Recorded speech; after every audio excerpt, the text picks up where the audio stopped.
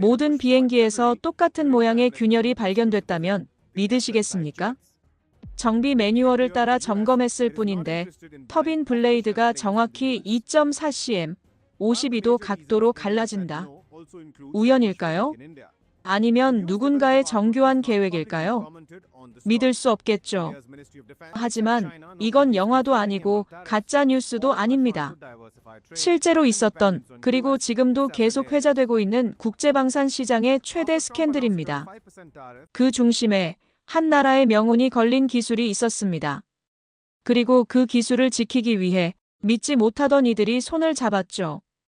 한국의 기술은 단순한 기계가 아니었습니다.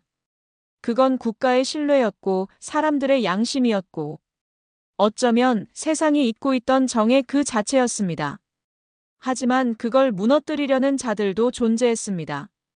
국제적인 거대 기업, 검은 자금을 뒤에 두른 고위 관료, 그리고 전방위로 퍼져나가는 조작과 은폐. 누군가는 그 진실을 밝히기 위해 자신의 커리어와 목숨을 걸어야 했습니다. 그리고 그 싸움의 결말은 상상도 못할 곳으로 흘러가게 됩니다. 지금 바로 사연을 시작하겠습니다. 모든 비행기 엔진이 똑같은 각도로 갈라졌다고요? 이 말이 처음 제 귀에 들어왔을 때 저는 그저 소문쯤으로 흘려들었습니다. 항공기 엔진은, 특히 최신형 초계기의 그것은 수만 시간의 실험과 검증을 거친 끝에 탄생하는 고도의 기술 결정체입니다. 설마 그 복잡하고 정밀한 구조에서, 그것도 각국에서 따로 운용 중인 수십 대의 기체에서 똑같은 모양으로 결함이 생긴다고요? 처음엔 저 역시 믿지 않았습니다. 하지만 그건 시작에 불과했죠. 안녕하세요. 제 이름은 리안 누구루호입니다. 저는 동남아 항공안전연합에서 근무하는 항공안전국 수석조사관입니다. 직책은 오래됐고 경험도 많지만 그보다 제게 더 깊이 박혀있는 정체성은 바로 의심하는 사람이라는 겁니다. 저는 어떤 기술이든 어떤 시스템이든 완벽을 말하는 순간부터 의심을 시작합니다. 왜냐하면 하늘을 나는 그 무엇도 절대 실수가 허용되지 않기 때문이죠. 그리고 솔직히 말씀드리면 저는 한국이라는 나라의 항공기술을 오랫동안 그다지 신뢰하지 않았습니다. 그건 단순한 편견이 아니었습니다. 아주 오래전 제 가족에게 닥쳤던 비극적인 사고 때문입니다. 정확한 경위를 말씀드릴 수는 없지만 한국산 소형 항공기의 부품 결함으로 인해 제 동생이 탑승한 기체가 추락했고 그는 돌아오지 못했습니다. 그때부터 저는 늘 한국제 항공 부품이나 기술이 언급되기만 해도 무의식적인 방어 태세를 갖게 되었습니다. 그런 제가 한국의 한빛에어로라는 기업이 만든 신형 해상 초계기 해명 21의 입찰 과정을 맡게 되었을 때 솔직히 복잡한 감정을 숨기기 힘들었습니다. 그 초계기는 놀라운 기체였습니다. 긴 작전 반경, 고정밀 감시 장비, 해상 자동 추적 기능, 그리고 무엇보다도 가격과 운용 효율에서 독보적이었죠. 제게 주어진 임무는 단순한 기술 검증이 아닌 전체 입찰 과정의 감시와 공정성 확보였습니다. 물론 당시만 해도 저는 해명 21이 최종 승자가 될 거라곤 생각하지 않았습니다. 유럽의 에어로바스와 중국 AVAC는 전통적인 방산 시장의 강자였고 전 세계의 무수한 계약을 이끌어낸 경험이 있었으니까요. 그런데 상황은 예상 밖으로 전개되었습니다. 한빛에어로의 해명 21은 기술 시험부터 가격 경쟁력, 안정성 평가까지 모든 항목에서 압도적인 점수를 기록했습니다. 다른 후보 기종들이 압도당하는 수준이었죠. 심지어 입찰에 참여한 각국 대표단도 기술적 우위가 확실하다는 내부 평가를 공공연히 이야기할 정도였습니다. 결국 최종 선정 후보로 해명 21이 확정되었고 저희는 곧 계약을 체결하기 위해 움직이기 시작했습니다. 그런데 바로 그때였습니다. 말레이시아, 필리핀, 베트남, 그리고 제 조국 인도네시아까지 해명 21을 시험 도입했던 4개국 모두에서 정확히 동일한 부위의 결함 보고가 접수되기 시작한 겁니다. 각국의 항공 정비 기록에 따르면 터빈 블레이드의 일정 각도에서 균열이 발견되었다는 것이었습니다. 그런데 문제는 이 결함이 나타난 시점이 모두 정기 점검을 마친 직후였다는 점입니다. 균열이요? 터빈 블레이드에? 무슨 모양입니까? 보고서를 확인한 저는 눈을 의심했습니다. 각국 정비 기록은 하나같이 길이 약 2.4cm, 각도 52도 방향으로 진행된 절단형 균열을 보고하고 있었습니다. 말도 안 되는 이야기였죠. 자연 마모에 의한 손상이라면 각도나 위치는 제각각일 수밖에 없습니다. 같은 모델이라 해도 운용 환경이나 시간, 기체의 상태에 따라 손상 위치는 달라지기 마련입니다. 그런데 내 나라에서 4개 기체에서 정확히 같은 위치와 각도로 금이 갔다. 이건 우연이라기엔 너무나 정교했습니다. 전량 운항 중지 명령이 내려졌고 언론은 순식간에 한국의 무리한 방산 수출이라는 프레임을 씌우기 시작했습니다. 각국 정부는 당황했고 여론은 들끓었으며 해명 20일의 이미지와 신뢰도는 바닥으로 추락했죠. 그리고 그 혼란의 한복판에서 한 사람이 저를 찾아왔습니다. 죄송합니다. 실례가 되지 않는다면 리안 조사관님이시죠? 호텔 로비에서 조용히 제게 말을 건넨 젊은 여성. 검은 정장 차림에 푸른색 배지를 단 그녀는 다소 긴장한 듯 하면서도 눈빛은 이상하리만큼 확고했습니다. 저는 이하진입니다. 한빛체어로 수석 엔진 설계자입니다. 이 일은 절대 자연적 결함이 아닙니다. 조작입니다. 누군가가 의도적으로 우리 기체를 무너뜨리려는 거예요. 순간 저는 심장이 뛰는 것을 느꼈습니다. 제가 가장 듣기 싫어하던 말이었습니다. 변명. 항공기 결함에 대한 변명만큼 제게 고통을 주는 단어는 없었습니다. 하지만 그녀가 조심스럽게 제게 내민 USB 안의 자료를 보자 제 안에 무언가가 조용히 흔들리기 시작했습니다. 정비 기록, 비공식 분석, 그리고 금속 단면의 고배율 촬영 이미지. 그 이미지에는 마치 정교한 공정에서 잘린 듯한 레이저 절단 흔적이 선명하게 남아 있었고 단면 표면에서 검출된 희귀 합금 분말은 비행기 제조용 금속과는 전혀 다른 종류였습니다. 이런 합금, 항공기엔 절대 쓰지 않습니다. 사용 기록도 없고 저희 설계에서 나올 수 있는 성분이 아니에요. 저는 말을 잃었습니다. 정말로 누군가가 조작한 걸까요? 그렇다면 누가? 왜? 어떻게? 그리고 도대체 언제? 저는 감정과 이성 사이에서 오랜 침묵에 빠졌습니다. 머릿속에서 동생의 얼굴이, 그리고 그때 받았던 비보의 전화가 끊임없이 떠올랐습니다. 한국 기술은 믿을 수 없다는 결론으로 봉인해버린 그 모든 기억들이 다시 제 앞에 펼쳐졌습니다. 그 순간 깨달았습니다. 이 사건은 단순한 기체 결함 문제가 아니었습니다. 정치와 경제, 국제방산 시장의 이해관계가 교차하는 복잡한 그림 속에서 진실은 어쩌면 가장 처음 버려지는 것일지도 모릅니다. 하지만 저의 직업은 진실을 밝히는 것입니다. 그리고 그날 이후 저는 조금씩, 아주 조금씩 이 사건의 진짜 중심을 향해 걸음을 옮기기 시작했습니다. 저도 몰랐던 길로요. 다음에는 제가 어떻게 이 사건의 실체를 의심하게 되었는지 그 과정을 말씀드리겠습니다. 그 과정 속에서 저는 제가 알던 세계가 얼마나 쉽게 뒤집힐 수 있는지를 절실히 깨닫게 됩니다. 그날 밤 호텔방에 돌아왔을 때 제 손엔 이하진이 건넨 USB가 그대로 남아 있었습니다. 잠을 이루기 힘들었죠. 평소라면 이런 정체불명의 자료는 공식 경로로 전달되지 않는 이상 아예 열어보지 않는 것이 제 원칙입니다. 하지만 이번에는 뭔가 다르게 느껴졌습니다. 혹시 제가 놓치고 있는 것이 있는 건 아닐까요? 컴퓨터를 켜고 자료를 분석하기 시작했습니다. 그녀가 언급한 희귀 합금의 조성비를 확인했을 때 저는 본능적으로 알 수 있었습니다. 이건 분명 비행기 부품 제작에는 쓰이지 않는 금속입니다. 열전도율이 지나치게 높고 내열성 대신 자외선 반응성이 강화된 구조. 마치 정밀한 열절단에 사용되는 특수산업용 레이저 장비에서 쓰일 법한 합금이었습니다. 다음은 정비 영상이었습니다. 말레이시아와 베트남 기체의 점검 영상 일부에는 마치 모자이크처럼 일부 구간이 아예 편집되었거나 재생이 불가능했습니다. 누군가 의도적으로 지운 것이 확실했죠. 하지만 다행히도 인도네시아군 정비부대에서 보관하고 있던 백업 영상이 있었습니다. 그 영상 속에는 무언가 이상한 장면이 있었습니다. 정비사가 아닌 사람, 다시 말해 한빛 세어로의 기술 지원팀도 아닌 민간 복장에 가까운 인물들이 야간 시간대에 경납고에 들어오는 모습이 포착돼 있었죠. 그리고 그들이 들고 있던 장비, 그 장비의 손잡이 부분에 박힌 로고는 확실했습니다. GK-M8 레이저 커터. 저는 그 이름을 기억하고 있었습니다.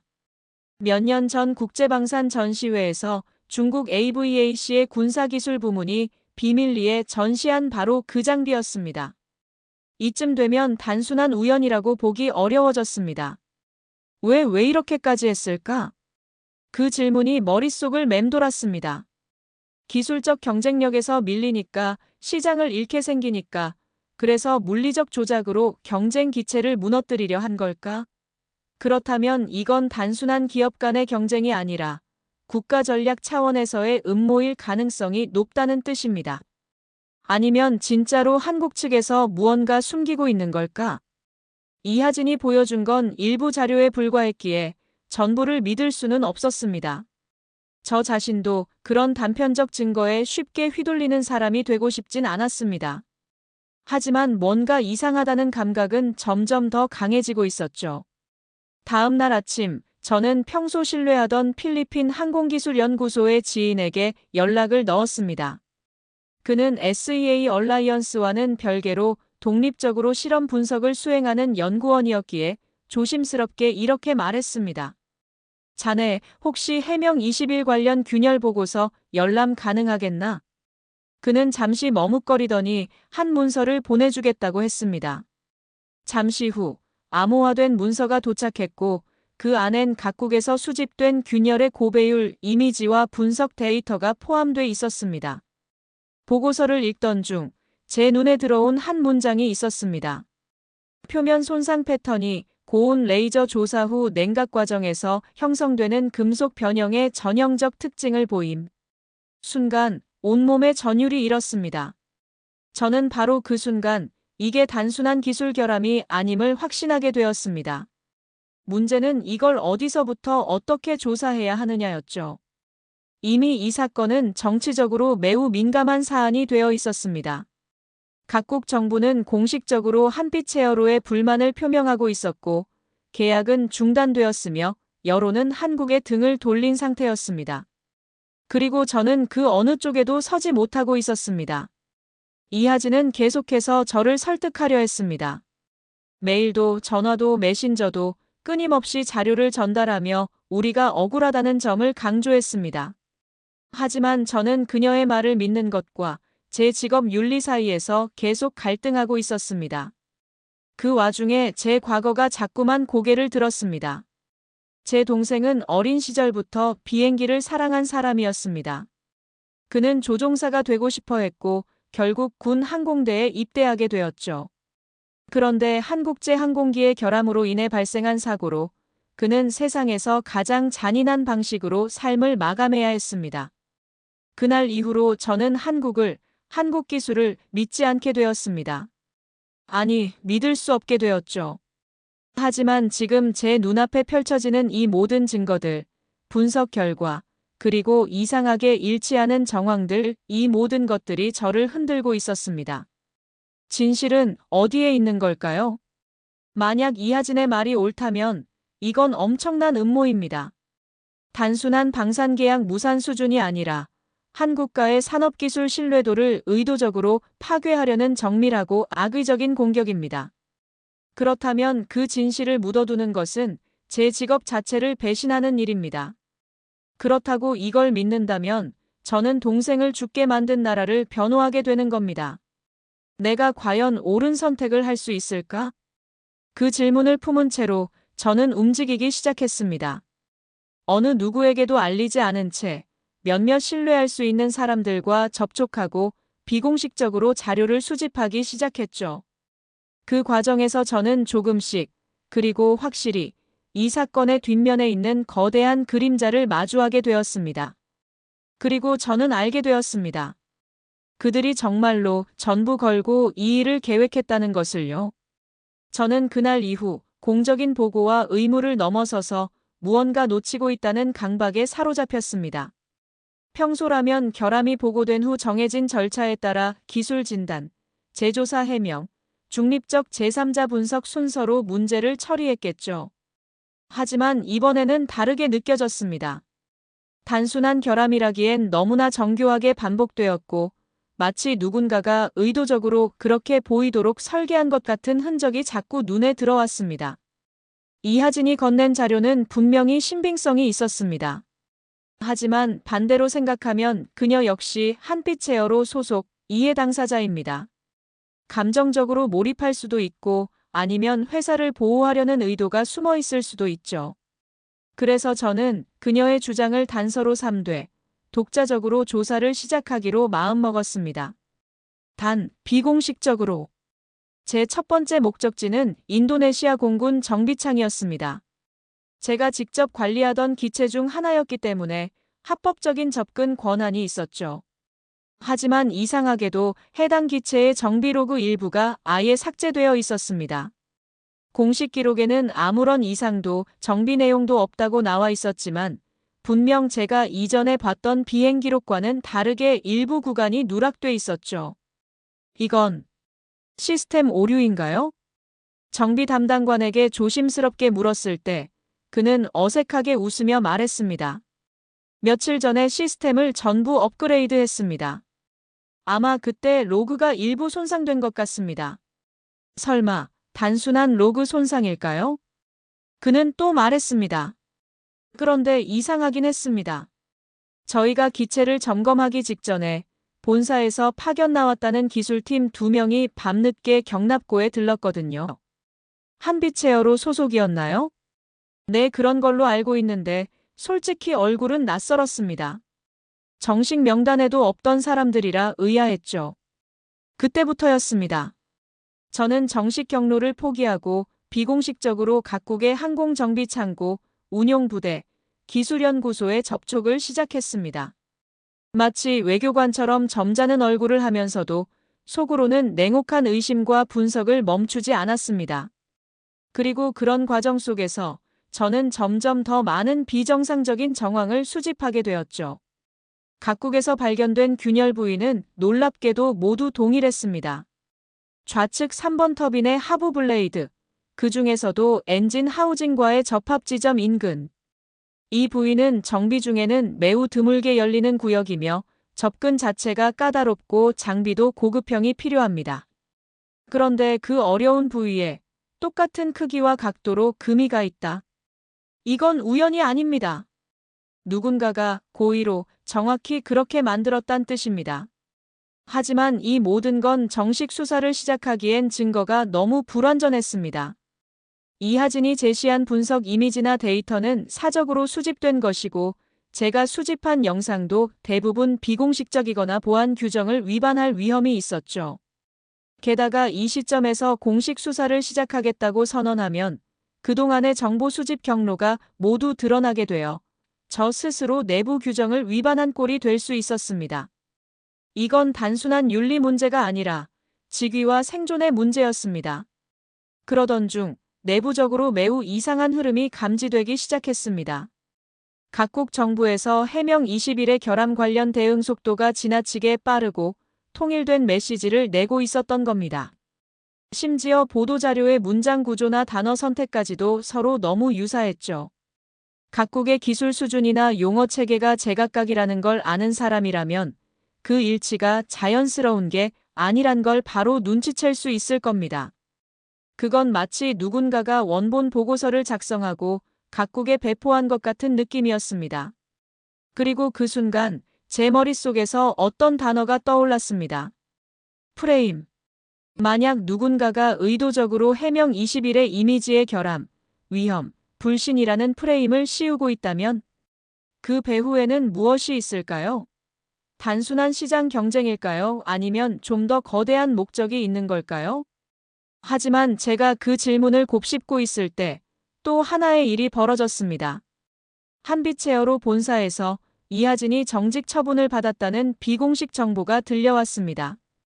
이유는 공식적으로 기밀 유출 의혹이었지만 정작 회사 측에서는 이를 외부에 알리지 않았습니다. 조용하게 처리하려는 모양새였죠.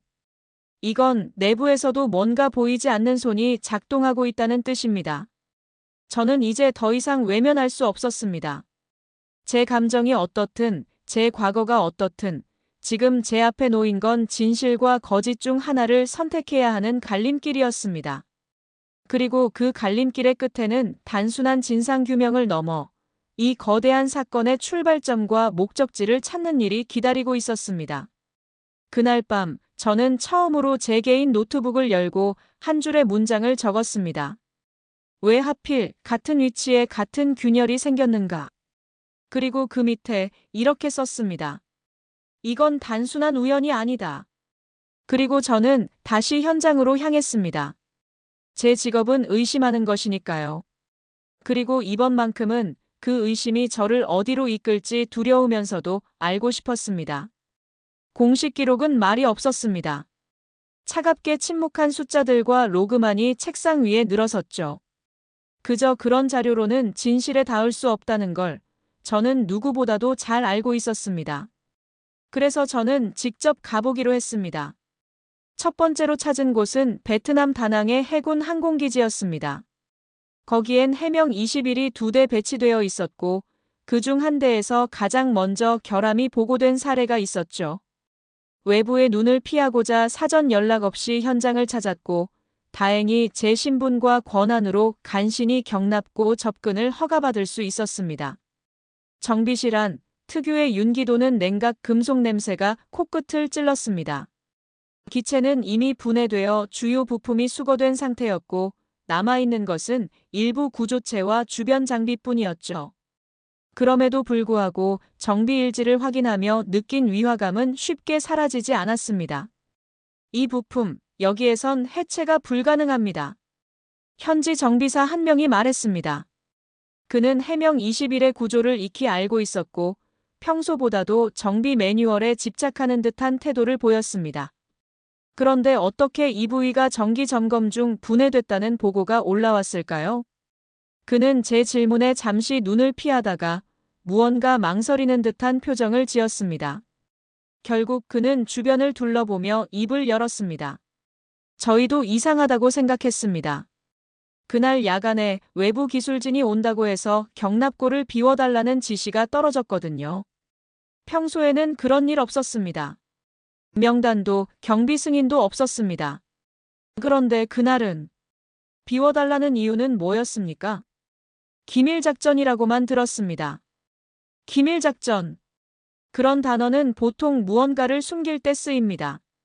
기술 지원이라는 명목 아래 특정 인원만 경납고에 접근하고 정비 기록은 삭제되거나 조작된 채 보고됩니다. 이런 구조는 어디서 많이 본 것 같았습니다. 은폐입니다. 그것도 아주 익숙하고 조직적으로 세팅된. 인도네시아로 돌아가는 길, 저는 비행기 안에서 이상하게 마음이 가라앉지 않았습니다.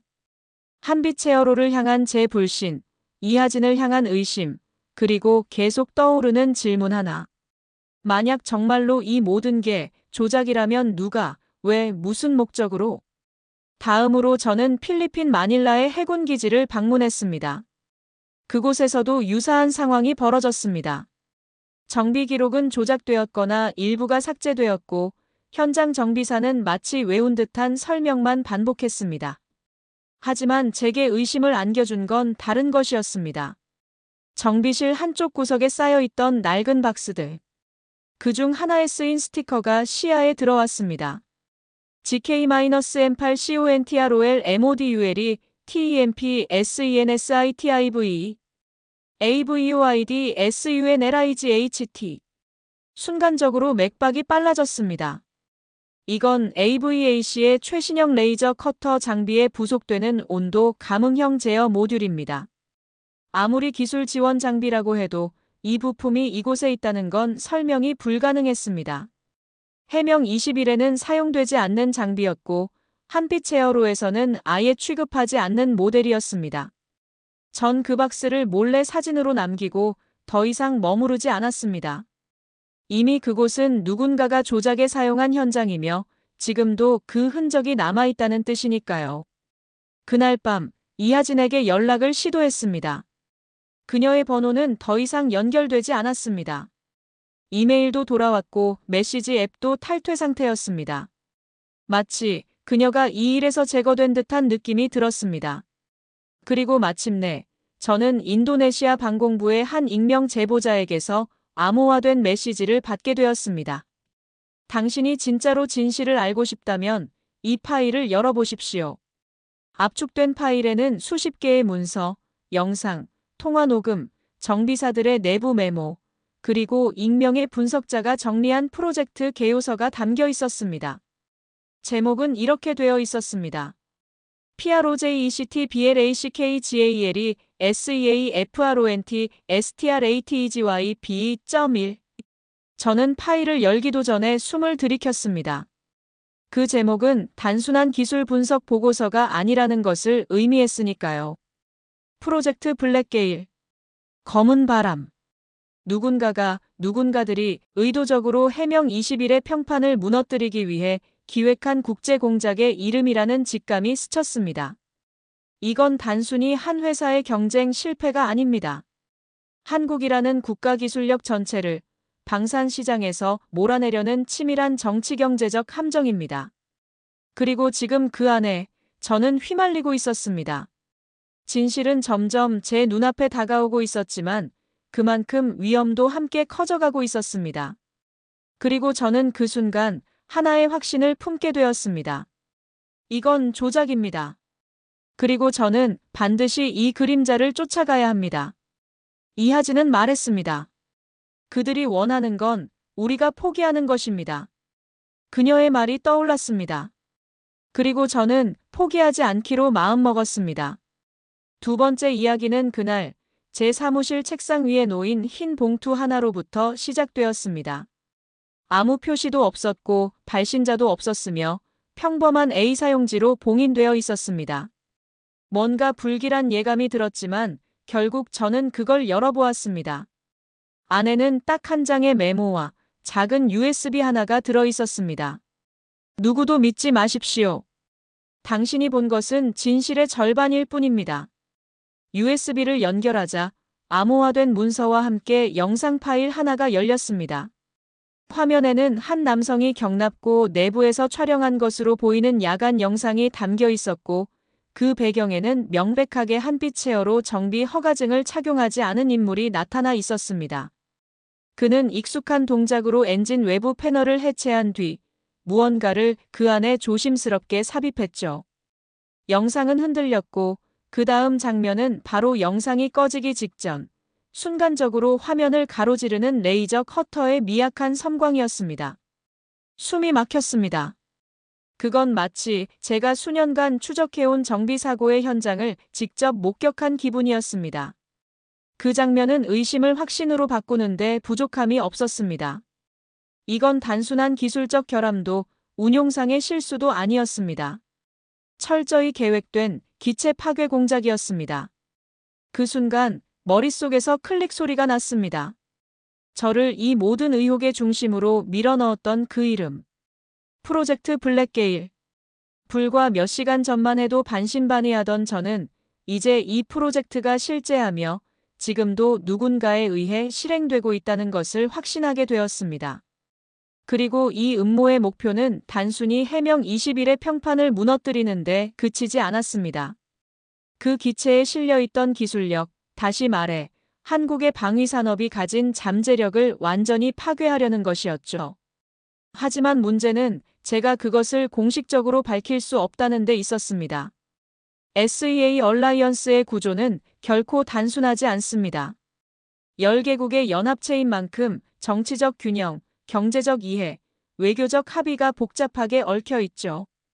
그 중에서도 특히 인도네시아, 말레이시아, 베트남은 중국과의 군사 협력이나 경제적 종속도가 높은 나라입니다. 이런 상황에서 한국산 무기의 독주를 견제하려는 움직임은 어떤 형태로든 발생할 수밖에 없었겠죠. 그날 오후 저는 본부로부터 호출을 받았습니다. 아르툰 차관이 직접 면담을 요청했다고 했습니다. 평소와 달리 그 호출에는 보안 등급이 따로 붙어 있었고 면담 장소는 평소 사용하지 않던 지하 브리핑룸이었습니다. 그곳에서 그는 저를 무표정하게 바라보다가 낮고 느릿한 목소리로 말했습니다. 리안 자네는 너무 멀리 가고 있어. 저는 조용히 맞받았습니다. 사실을 조사하고 있을 뿐입니다. 그는 눈을 가늘게 뜨고 한숨을 내쉬며 말했습니다. 한국 편을 들고 있다는 말이 나온다. 이건 위험한 오해야. 자네가 얼마나 성실한 조사관인지 모르는 사람은 없지만 때로는 진실보다 중요한 게 있지 않나. 그 말이 끝나자 차관은 책상 서랍에서 작은 봉투를 꺼내 책상 위에 올려놓았습니다. 자네 가족 말이지 무사했으면 좋겠군. 한순간 온몸이 굳었습니다. 그는 위협을 하고 있었습니다. 아주 노골적이진 않지만 그보다 더 교묘하고 직접적으로요. 그리고 그 순간 저는 깨달았습니다. 이미 저는 감시당하고 있었습니다. 제가 어디에 갔고 누구를 만났으며 어떤 자료를 받았는지 누군가가 다 알고 있었던 겁니다. 사무실로 돌아온 저는 멍하니 창밖을 바라보다가 문득 한 가지 결정적인 사실을 깨달았습니다. 그들은 내가 어디까지 알고 있는지를 이미 파악하고 있다. 그렇다면 이제 선택지는 하나뿐입니다. 숨거나 더 깊이 파고들거나. 그리고 저는 후자를 택했습니다. 그날 밤 저는 이하진과 다시 연결되기 위해 서울로 직접 떠나기로 결심했습니다. 그녀는 현재 징계 상태에 있었고 사내 이메일도 모두 차단된 상태였습니다. 하지만 제가 예전에 받았던 한 외부 연구소의 주소와 그녀가 마지막으로 남긴 메일 서명 속 팁을 조합해 어느 작은 엔지니어링 센터에 도착할 수 있었습니다. 그곳은 마치 실험실과 창고의 중간쯤 되는 분위기였고 내부에는 한 명의 여성이 등불 하나에 의지한 채 컴퓨터 모니터를 보고 있었습니다. 그녀는 저를 보자마자 자리에서 일어났습니다. 그 눈빛엔 말로 다 할 수 없는 절박함이 담겨 있었습니다. 리안 조사관님 오셨군요. 이제 시간이 없습니다.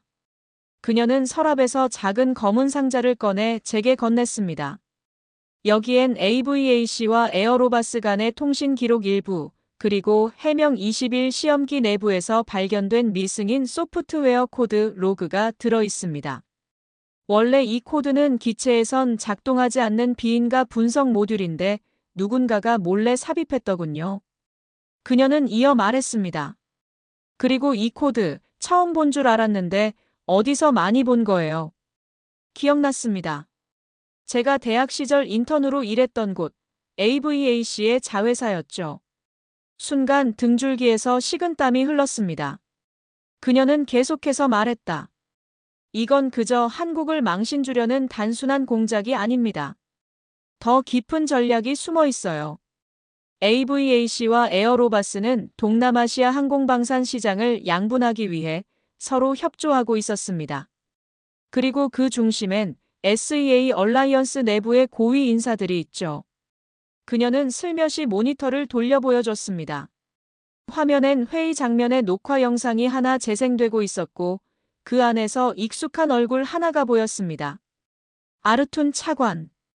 그는 한 프랑스계 중년 여성, 그리고 중국어를 쓰는 중년 남성과 나란히 앉아 말하고 있었습니다. 해명 20일의 실패는 여러분 모두에게 이익이 될 것입니다. 그 순간 제 머릿속에선 딱 하나의 문장이 맴돌았습니다. 우리는 단순히 음모를 마주한 것이 아니다. 시스템의 공범들을 마주하고 있는 것이다. 그리고 저는 그 자리에서 결심하게 됩니다. 이제 이 이야기는 제 사적인 감정이나 복수심을 넘어서야 한다는 것을. 진실은 단순히 밝혀지는 것이 아닙니다. 때로는 싸워야 합니다. 밀어붙여야 하고 견뎌야 하며 결국엔 누군가가 맞서야만 세상은 그것을 받아들이게 됩니다. 그 일을 제가 하기로 했습니다. 우리가 손에 쥔 것들은 조각난 진실의 파편들 뿐이었습니다. 하지만 그 파편들을 하나하나 조립해 나가면 분명히 무엇인가가 보일 거란 믿음이 생겼습니다. 그리고 그 믿음은 오랜 경계심으로 얼어붙어 있던 저와 이하진 사이의 간극을 좁히기 시작했습니다. 우리는 한 팀이 되었습니다. 그녀는 기술 분석과 정황 증거 수집에 집중했고, 저는 각국에 신뢰할 수 있는 조사관들을 비공식적으로 접촉하며 정보 공유 네트워크를 구축해 나갔습니다. 사실 이 과정은 결코 간단하지 않았습니다. 각국의 조사관들 역시 정권의 입김, 언론의 압박, 그리고 상부의 통제를 받고 있었기 때문에 저희와 손을 잡는다는 것 자체가 자신들의 경력을 걸어야 하는 일이었습니다. 하지만 다행히도 여전히 세상엔 양심이라는 이름을 잊지 않은 사람들이 남아 있었습니다. 말레이시아 항공안전국의 중년 조사관 아디라는 저와의 은밀한 통화에서 이렇게 말했습니다. 나는 내 동생의 추락 사고를 기억해. 그건 내가 말한 그 항공기였지. 우리 모두가 진실을 외면했었지. 이번엔 그러지 않으려 한다. 그는 자신의 조카가 해명 20일 정비부대에서 근무 중이라며 몰래 수집한 영상과 자료를 제게 넘겨주었습니다. 그 자료 속엔 또 하나의 결정적 장면이 담겨 있었습니다. 정비창고 안 누군가의 손에 들려있는 블랙박스 모듈. 그것은 해명 21의 표준 장비가 아니었습니다. 그 크기, 디자인, 표면 처리 방식 모두 AVAC의 전술용 통신 모듈과 유사했습니다. 해당 모듈이 실제로 기체에 연결되었는지는 확실치 않았지만 존재 자체만으로도 의심은 더 짙어졌습니다. 그러던 어느 날 이하진이 숨죽인 목소리로 제게 전화를 걸어왔습니다. 리안 조사관님, 저희 팀 중 한 명이 연락이 끊겼어요. 한국에 있는 엔진 실험 담당이었는데 마지막으로 통화할 때 이런 말을 했어요. 그 데이터 절대 누설되면 안 돼. 그건 우리가 살아남을 수 있는 유일한 증거야. 그리고 며칠 후 그의 사망 소식이 들려왔습니다. 심정지. 그것도 자택에서의 자연사. 하지만 평소 건강했던 사람이 그 중요한 증거를 확보한 직후 갑자기 사망한다는 것. 그것도 마치 계획된 것처럼 조용히 처리되었다는 건 이건 단순한 우연일 수 없었습니다. 이 사건은 이제 단순한 조작 음모가 아니라 은폐와 침묵 강요를 수반한 조직적 제거 작업으로 번지고 있었습니다. 우리의 입지는 점점 좁아졌습니다. 움직이는 족족, 누군가의 감시가 느껴졌고 저희가 묵는 호텔 앞엔 낯선 차량이 밤늦게까지 정차해 있었습니다. 문을 열면 아무도 없었고 전화를 걸면 수신 거부. 그러다 어느 날 이하진의 숙소 문 앞에 흰 봉투 하나가 도착했습니다. 이번엔 사진이 들어 있었습니다. 그녀와 저, 그리고 말레이시아의 조사관 아디가 함께 찍힌 모습. 장소는 우리가 비공식 회의를 가졌던 장소 근처였고 촬영 각도는 명백히 감시 카메라 수준이었습니다. 뒷면엔 한 줄이 쓰여 있었습니다. 기회는 이번 한 번뿐입니다. 멈추십시오. 우리는 더 이상 안전하지 않았습니다. 하지만 이 모든 공포가 오히려 우리에게 결심을 더욱 단단히 만들게 했습니다. 하진 씨, 우리 이제 물러서면 안 됩니다. 그녀는 말없이 고개를 끄덕였습니다. 그 이후 우리는 한 가지 계획을 세웠습니다.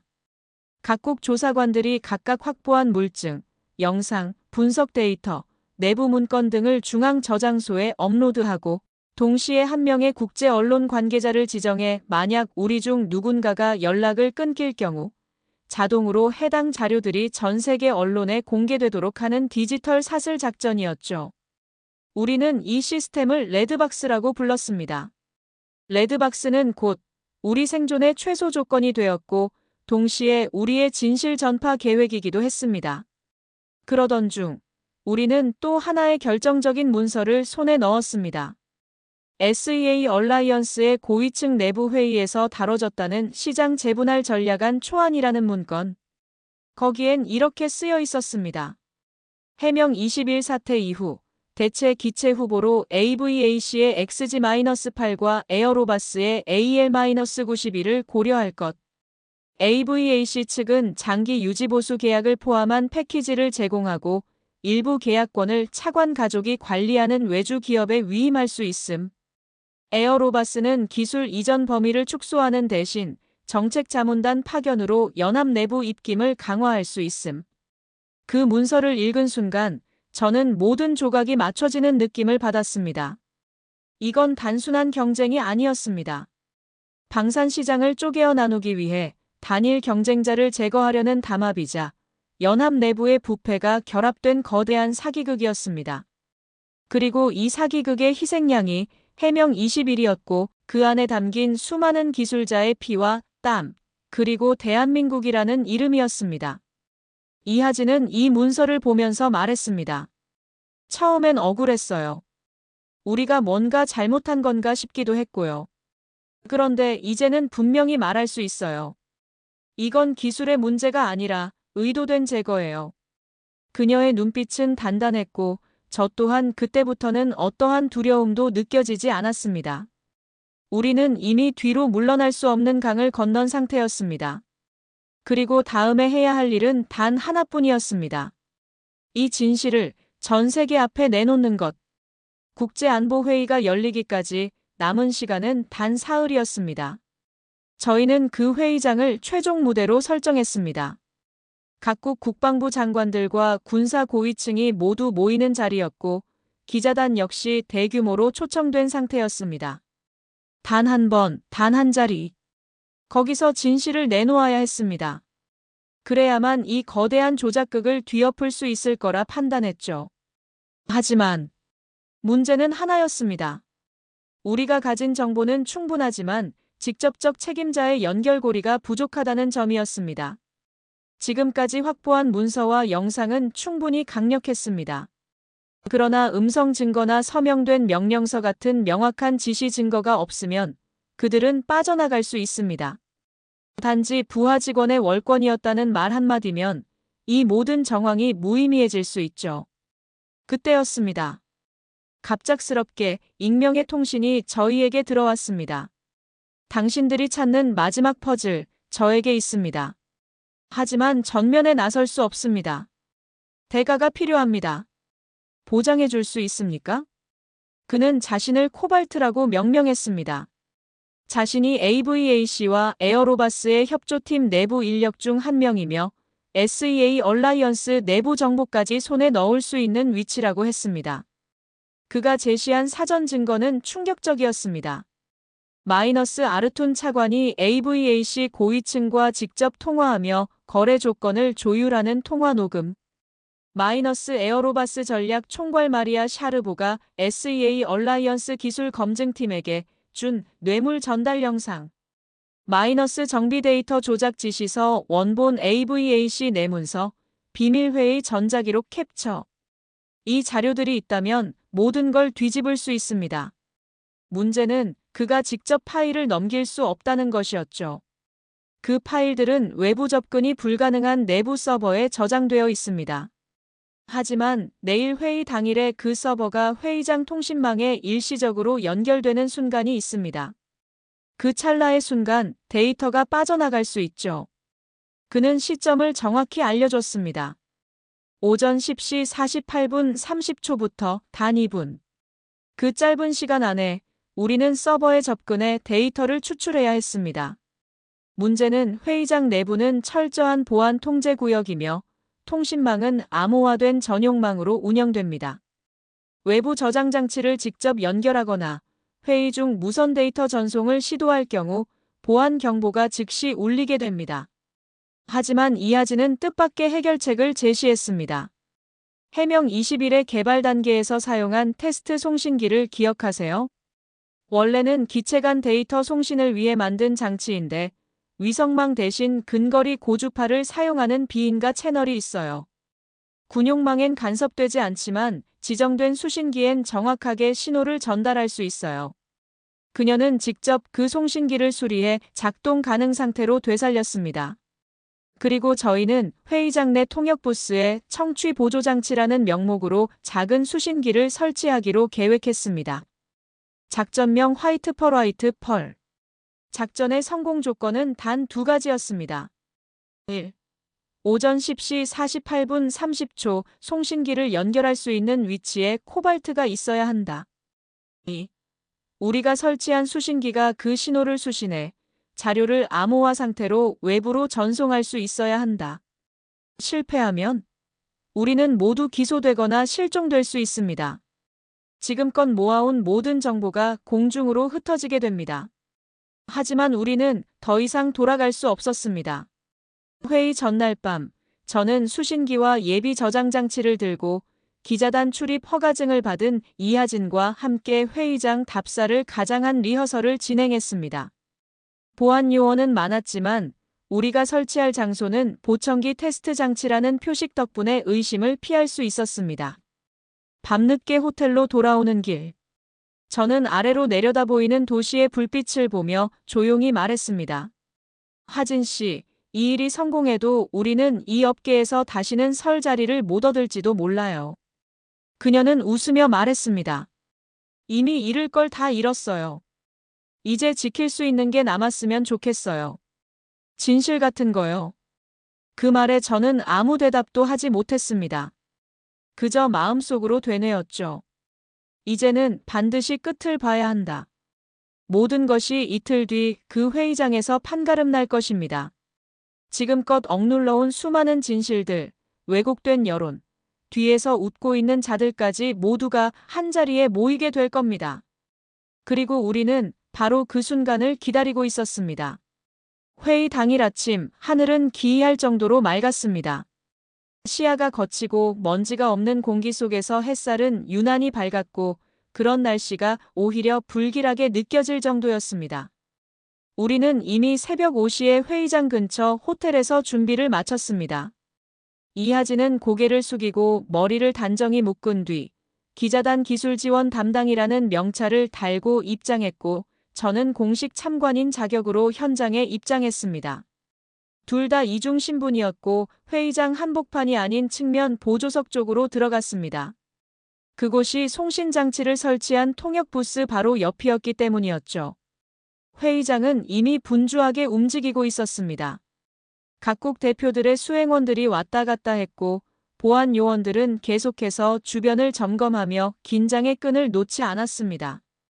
카메라 플래시가 터지고 기자들이 리허설용 영상 촬영을 하며 동선을 익히고 있었지만 저희는 말 한마디 없이 자리에 앉아 있었습니다. 오전 10시 44분. 시간이 다가오고 있었습니다.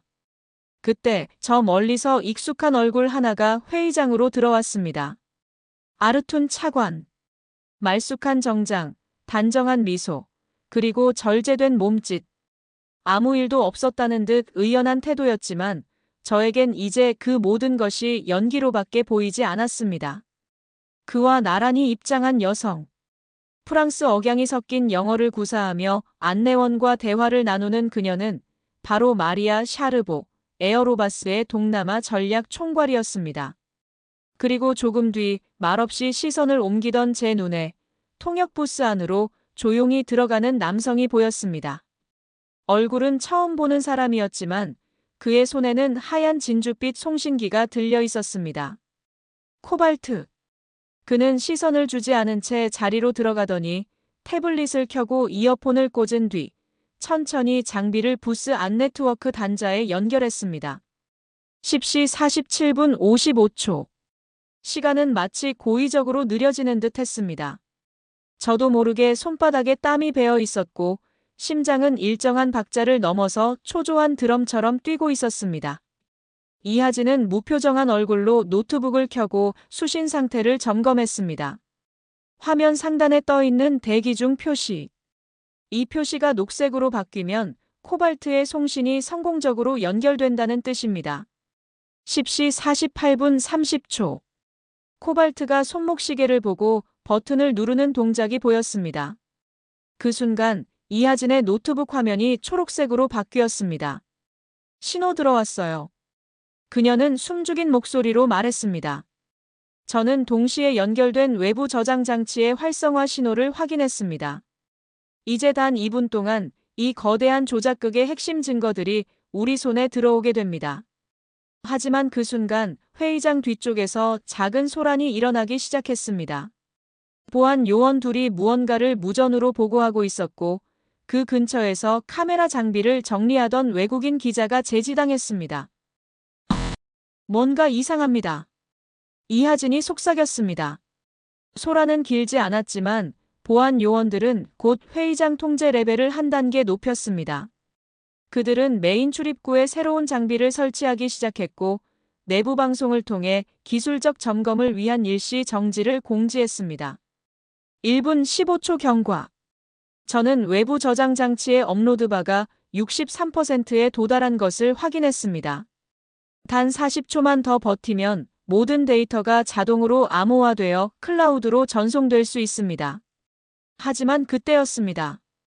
한 보안 요원이 통역 부스로 접근했습니다. 지금 이 장비 확인 좀 하겠습니다.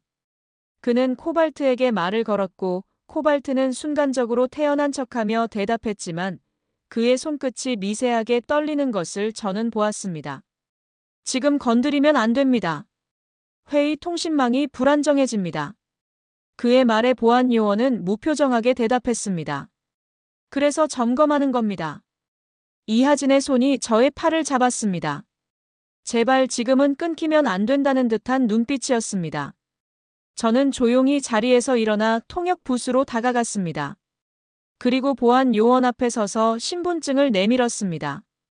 SEA 얼라이언스 항공안전국 리안 누구로호입니다. 이 장비는 통역 시스템 안정화 실험용으로 승인된 것이며 보안 위험 요소가 아닙니다. 통신 차단 시 실시간 보고 중인 타국 통역사들의 소통에 문제가 생깁니다. 보안 요원은 한참 저를 바라보더니 무전기를 통해 상부에 무언가를 보고했습니다. 그리고 잠시만 기다리십시오. 그가 발을 떼는 순간 우리는 100% 전송을 마쳤습니다. 노트북 화면에 뜬 문구는 단 한 줄. 업로드 완료. 자동 전송 활성화. 백업 3중 저장. 그 순간 이하진이 천천히 숨을 들이쉬며 노트북을 덮었습니다. 저는 고개를 끄덕였고 코발트는 아무 일도 없었다는 듯 다시 통역 장비를 만지는 척하며 태블릿을 정리했습니다. 아무도 몰랐습니다. 지금 이 회의장이 세계방산 시장의 균열을 불러올 진실의 문이 열리는 순간이었다는 것을 우리는 아무 말 없이 다시 자리에 앉았습니다. 이제 전 세계가 이 진실을 마주하게 될 차례였습니다. 회의는 예정대로 시작되었고 국방부 장관들의 인사말이 이어지는 사이 저희는 아무 일도 없었다는 듯이 자리에 앉아 있었습니다. 전날 밤 업로드된 자료는 자동으로 암호화되어 국제기자단, 주요 항공안전기관, 국제형사재판소, 그리고 SEA 얼라이언스 각국의 군수감찰팀에 발송되도록 설정돼 있었죠. 그 시각 회의장 바깥 수십 명의 기자들이 기자단 회의실에서 영상을 열기 시작했습니다. 정비사의 몰래카메라, 음성 녹취, 회의 영상, 내부 문서. 하나하나가 그리고 무엇보다 그 모든 것들이 하나의 큰 퍼즐로 연결되는 흐름이 그들을 충격 속으로 몰아넣었습니다. 10시 57분. 첫 번째 언론사 말레이시아 일간 더 뉴소버린이 보도했습니다. 해명 20일 결함은 조작이었다. AVAC, 에어로바스, 고위 공직자 연계 의혹. 곧이어 프랑스, 필리핀, 베트남, 인도네시아까지 각국의 온라인 미디어에 자동 발송된 자료가 일제히 퍼졌고 회의장이 들썩이기 시작했습니다. 일부 기자들이 통역 부스를 두드리며 이게 사실이냐고 외쳤고 회의 중이던 대표자들 역시 서서히 소란을 인지하기 시작했습니다. 그리고 아르툰 차관의 표정이 바뀌었습니다. 그는 자리에서 일어나 누군가에게 전화를 걸기 시작했고 마리아 샤르보는 조용히 짐을 정리하기 시작했습니다. 그들은 무언가가 끝났음을 직감한 듯 보였습니다. 그 순간 SEA 얼라이언스 의장이 의사봉을 두드리며 회의를 중단시켰고 곧바로 긴급 비공개 회의가 소집되었습니다. 저희는 회의장 바깥으로 빠져나왔고 그제야 제 심장이 진정되기 시작했습니다. 하지만 끝이 아니었습니다. 몇 시간 뒤 예상하지 못한 역반격이 시작되었습니다. AVAC 측은 곧바로 성명을 냈습니다. 자료는 조작이며 누군가가 SEA 얼라이언스의 내분을 유도하고 있다고 주장했습니다. 에어로바스는 더 치밀했습니다. 당사의 동남아시아 전략 총괄은 현지 활동 중 신변 위협을 받고 있으며 프랑스 정부는 모든 증거를 재검토하겠다고 발표했습니다. 심지어 아르툰 차관은 긴급 기자회견을 자청했습니다. 그는 말했습니다. 정치적 음모가 벌어지고 있다. 이는 특정 세력이 의도적으로 시장 혼란을 유발하고 자신들의 이익을 챙기려는 시도다. 본인은 결백하다. 그러나 진실은 물처럼 한 번 터지면 막을 수 없습니다. 기자단은 이미 원본 자료를 가지고 있었고 각국의 독립 언론인들은 코발트가 전송한 메타데이터와 해시코드를 통해 모든 문서가 원본이며 조작 흔적이 없다는 점을 확인했습니다. 영상 역시 각기 다른 시간과 장소, 인물에 의해 촬영된 수십 건이 일치하는 진술을 보여주었죠. 그리고 24시간 후 국제형사재판소가 공식 수사 개시를 선언했습니다. SEA 얼라이언스는 긴급 이사회 소집 후 모든 방산 계약을 전면 동결하고 AVAC 및 에어로바스의 참여를 제한하며 내부 관계자들에 대한 감사를 착수한다고 발표했습니다. 다음 날 마리아 샤르보는 프랑스 귀국 직후 공항에서 체포되었고 아르툰 차관은 회의장 인근 호텔에서 극비리에 출국을 시도하던 중 연합감찰팀에 의해 체포되었습니다. 언론은 미친 듯이 보도했습니다. 조작된 결함 한국 기술의 부활. 진실을 지킨 사람들, 리안과 이하진. 프로젝트 블랙게일 실패한 공작의 민낯. 그리고 마침내 해명 20일. 이 기체는 모든 운항 중지 명령이 해제되었고 각국은 기존 주문을 복원하며 추가 계약까지 요청하는 상태로 돌아섰습니다. 그 과정에서 가장 상징적이었던 건 한 기자가 저에게 한 질문이었습니다. 리안 조사관님, 예전엔 한국 기술을 믿지 못하셨다고 들었습니다. 지금은 어떠신가요? 저는 그 자리에서 조용히 고개를 끄덕이며 말했습니다. 기술은 그 자체로 진실을 말하지 않습니다. 기술을 만든 사람들, 그것을 지키려는 사람들 그들의 태도가 진실을 결정합니다. 그리고 지금 한국은 그 태도를 보여줬습니다. 이하진은 그 옆에서 아무 말 없이 웃고 있었습니다. 하지만 전 알 수 있었습니다. 그 웃음 뒤에 얼마나 많은 눈물과 분노, 절망이 있었는지를. 그리고 그렇게 우리는 이 모든 과정의 끝에서 진실이 무엇을 바꿀 수 있는지를 직접 목격하게 되었습니다. 몇 달 후 SEA 얼라이언스는 저와 이하진을 초대해 새로운 기구 설립을 발표했습니다. 국제항공안전연합 인터내셔널 카운설 포 에어 디펜스 인테그러티 ICADI. 이곳은 앞으로 어떤 항공기술도 어떤 기체도 거짓된 음모에 휘둘리지 않도록 철저한 감시와 평가를 수행할 독립기구입니다. 그날 설립 서명식이 끝나고 이하진이 제게 조용히 말했습니다. 리안 조사관님, 지금도 가끔 무섭진 않으세요? 저는 대답했습니다. 무서운 건 진실이 아니라 진실을 외면하는 세상이죠. 하지만 누군가가 그걸 붙잡고 놓지 않으면 아무것도 변하지 않으니까요. 우리는 그렇게 다시 하늘을 올려다보았습니다. 해명 20일. 그 기체가 은빛 궤적을 그리며 상공을 비행하는 모습이 저에겐 처음으로 아름답다는 생각을 들게 했습니다. 그리고 저는 제 인생에서 가장 중요한 교훈 하나를 마음에 새기게 되었습니다.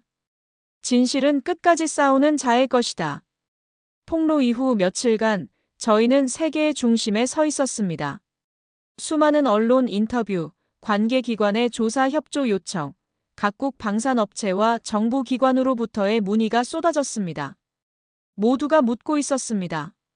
도대체 어떻게 이걸 밝혀냈습니까? 그러나 그 질문에 저는 매번 망설이게 되었습니다. 이 모든 것이 단순한 분석과 전략, 그리고 정보력의 문제였던 것일까요? 아니었습니다. 이건 끝끝내 인간의 용기에 관한 이야기였습니다.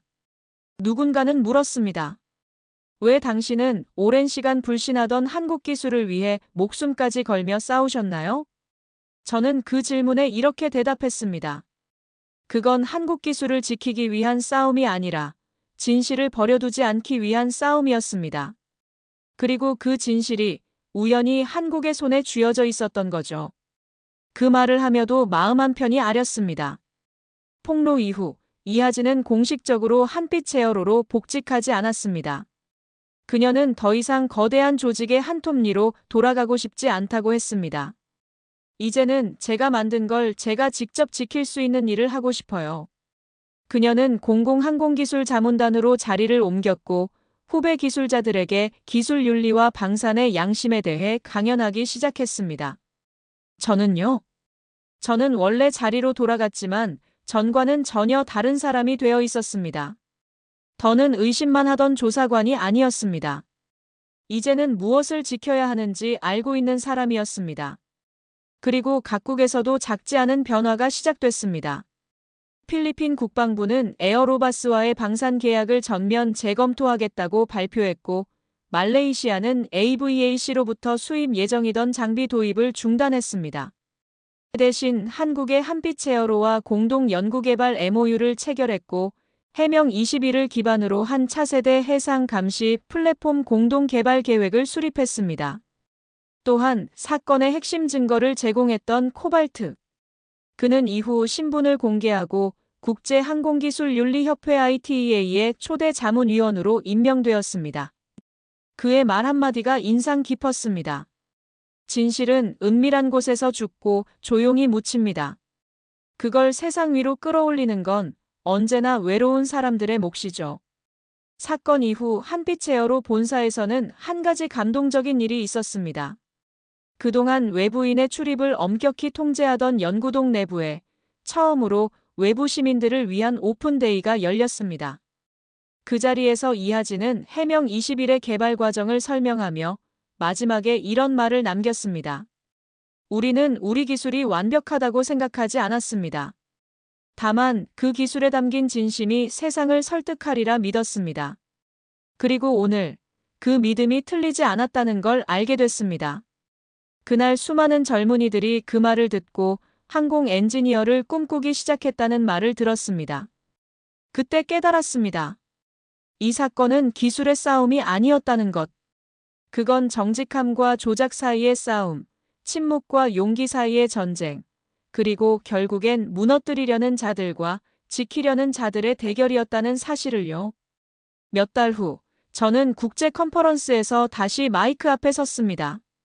주제는 국가 간 방위산업 경쟁에서의 윤리적 거버넌스였죠. 그 자리에서 저는 마침내 제 동생 이야기를 처음 꺼냈습니다. 제가 한국 기술을 믿지 못했던 건 기술 때문이 아니었습니다. 그 사고 이후 누구도 저에게 진심으로 사과하거나 설명해주지 않았기 때문입니다. 그래서 전 진실은 늘 숨겨져 있고 기술자들은 무책임하다고 믿었죠. 하지만 이제는 압니다. 진실을 감추는 건 기술이 아니라 사람입니다. 그리고 진실을 지키는 것도 결국 사람입니다. 청중은 조용히 귀 기울이고 있었습니다. 그 침묵은 저에겐 그 어떤 박수보다 무거운 울림이었습니다. 그날 강연 후 이하진이 제게 이런 말을 남겼습니다. 조사관님, 이제 당신은 더 이상 과거에 갇혀있는 분이 아니네요. 저는 조용히 웃으며 대답했습니다. 당신 덕분이죠. 그리고 당신이 만든 그 기체 덕분입니다. 해명 20일.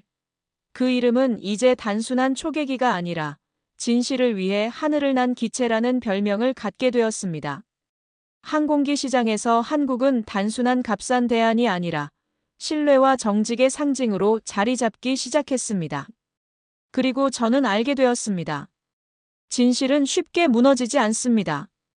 그건 아주 멀고 불확실한 여정을 거치지만 누군가가 끝까지 손을 놓지 않고 조용히 붙잡고 있다면 언젠가는 반드시 세상 위로 떠오른다는 사실을요. 사건이 공식적으로 마무리되었다는 발표가 있던 날, 저는 홀로 공항 근처의 조용한 전망대에 있었습니다. 하루에도 수십 번씩 전 세계에서 출발한 비행기들이 이륙하고 착륙하는 곳. 철제 난간에 팔을 올려놓은 채 바라보는 하늘은 언제나와 같았지만 제 마음은 그 어느 때보다 낯설었습니다. 끝났습니다. 그렇게 말하면 안도감이 먼저 와야 했는데 오히려 막막한 고요함만이 남아 있었습니다. 몇 달 전 저는 이 나라의 하늘이 무너질지도 모른다고 생각했었습니다. 엔진 결함이라는 단어 하나로 이 작은 반도에서 개발한 기술이 조롱받고 믿음을 잃고 그리고 모두의 기억에서 사라질 거라 믿었습니다. 그게 제가 바라봤던 현실이었고 경험이었습니다. 하지만 저는 틀렸습니다. 한국은 무너지지 않았습니다. 아니, 오히려 무너뜨리려는 거대한 공작 앞에서도 흔들리지 않았습니다.